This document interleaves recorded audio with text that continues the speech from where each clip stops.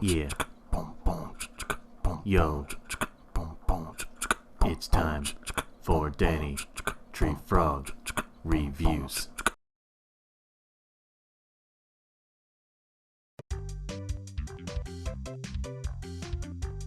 Hello everyone, welcome to... Hey Pep, the TV in your bathroom works, right? As far as I know of, Charles. Alright, thanks. Alright, anyway, welcome to Danny Tree Frog Reviews. The background may seem different because... Where's your remote, Pep? In the cabinet next to the loo. Cool, thanks. Hey guys, I understand the situation, but I'm trying to do a show up here, so if you could please... Sorry, Daddy. Sorry. I'm good now, Danny T. Frog. Good to hear.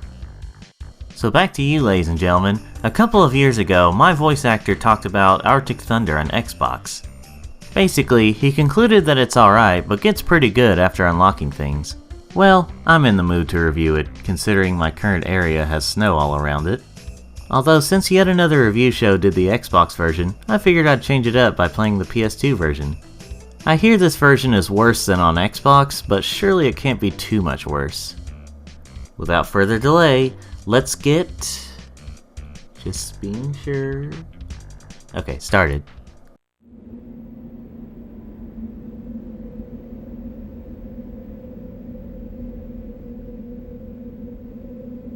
We have no indication as to the intent of these renegades. All that is certain is a wave of destruction that shows no sign of stopping anytime soon. These snowmobiling thrill seekers have turned our planet into their own personal raceway. We can only recommend that private citizens stay in their homes, stay calm, and stay safe. Your goal? To win. Destroy your opponents and gain an edge by collecting power-ups.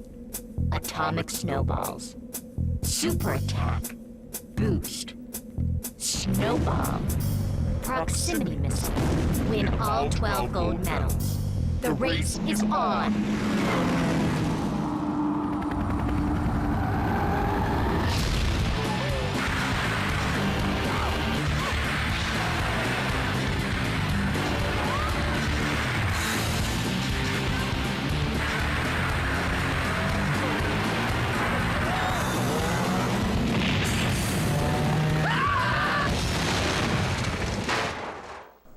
Okay, so I was gonna skip that, but I realized that it really describes the game pretty well, or shows off what the game has to offer, for the most part.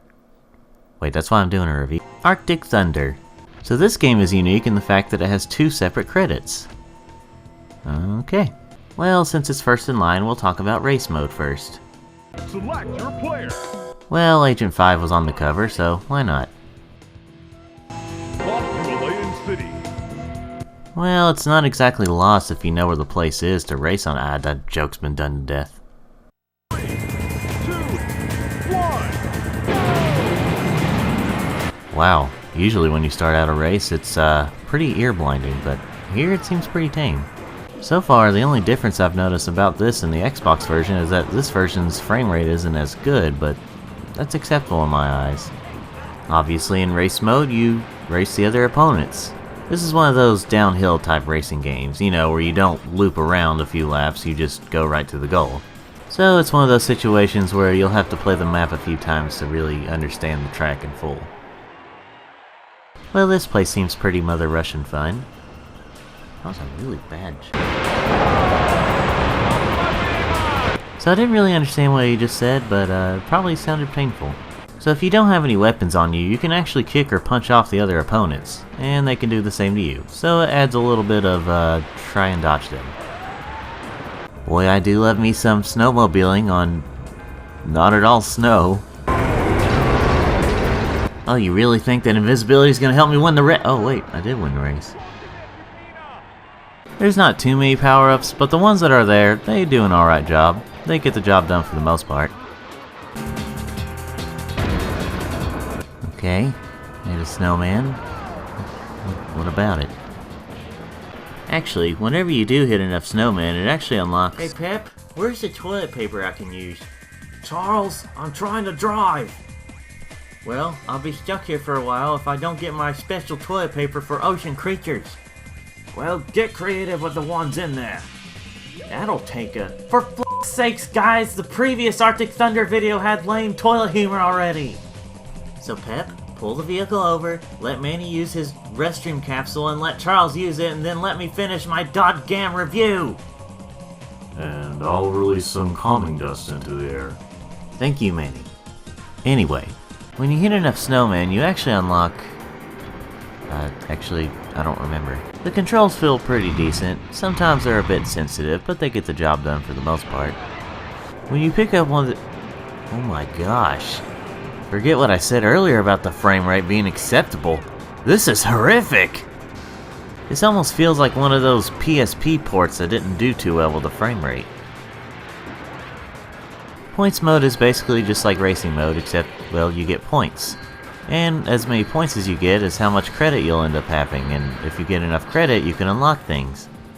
Training mode is as it sounds. You train. There's no other AI around, the power-ups are still here, you just can't hit anybody. And the frame rate actually stabilizes here. It's just too bad that it took taking out all the opponents to do that. Arcade mode is basically just racing mode without getting medals. I mean, it's basically just the arcade game, you go for a top score. Now I would end things here if it wasn't for the fact that I was actually able to get a little more footage than I was last time. First thing I want to talk about that I wasn't able to before is battle mode, which is exclusive to multiplayer. Everyone was kind of busy at the time, so I just plugged in another controller and I pathetically played by myself. This is basically just battle mode, like a lot of other racers that have modes like this. Of course what I mean is, it's like Twisted Metal if Twisted Metal was just an extra mode in another game. And if Twisted Metal was, you know, kinda suck. The other things I want to talk about are the unlockable characters, which there's actually a lot of. First up, there's Coco Z. Not really too much to say about her. She shares a name with a Bandicoot and adds an anime twist to it. Next up, we have Shadow. He's just a ninja in black. I mean, he takes on more of a Mortal Kombat thing rather than a hedgehog who says damn a lot. And then we have Smokey Jones. A cop who's, not exactly keeping the peace, rather just adding to the fire. Or snow, Indigo. A woman who's wearing, indigo. It's Sergeant Thud. Kinda sounds like a comedy movie, but, you know, character plays alright. Brittany Blaze. A close-minded British lady who only seems to know how to say girl power. Girl power!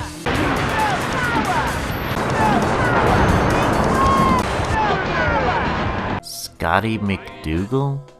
I imagine he's Scottish, because he has bagpipes and his name. It's just nothing short of awesome. Louis Rocco. Where's Hefe when you need him? Jacques Rocket. He's either French or French-Canadian. I don't know, it was supposed to be a joke. Zach Warhead. Your typical germaphobe. Randy Rancid. It doesn't sound like that, but for some reason with his name it sounds like he should. Sven Thorson. Mr. Skyrim himself. And finally we have Mr. Flaky, who I used to think you unlocked by hitting all the snowmen in the levels, but apparently it's whenever you get all the gold medals. There's actually a cutscene that plays whenever you unlock him. I didn't see it because I accidentally skipped it. I just wanted to get right I use cheats. I use cheats to unlock all these characters and maps and stuff. It's just too much of a grind to unlock them all, and I wasn't going to spend too much time on the PS2 version. My feelings for this game have changed a little bit. It is a bit too grindy to unlock all the characters, but it's still a fun game overall. However, while I'm not too big on saying how bad frame rate is, as I can handle it a little more than other people apparently, this one does get pretty bad.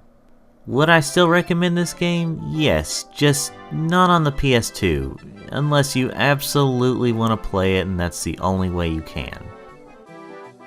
Well, I hope you enjoyed the review. Thanks for watching. Hit the like button if you like this video, subscribe if you want to see more, and remember, this is Danny Tree Frog with Danny Tree Frog Reviews. Sorry about earlier, Pep. It's okay, Charles. Friends fight time to time. I'm sorry to you, too. Friendship can't be crushed over toilet paper. I'll try to remember to get some if we run to a store with any. I'll help you out. You're a good friend, Pep. Guys, I'm glad we're getting along and I send some apologies myself, but let me finish the video, please. Sorry, Danny. Lord. Let's just go to the end screen.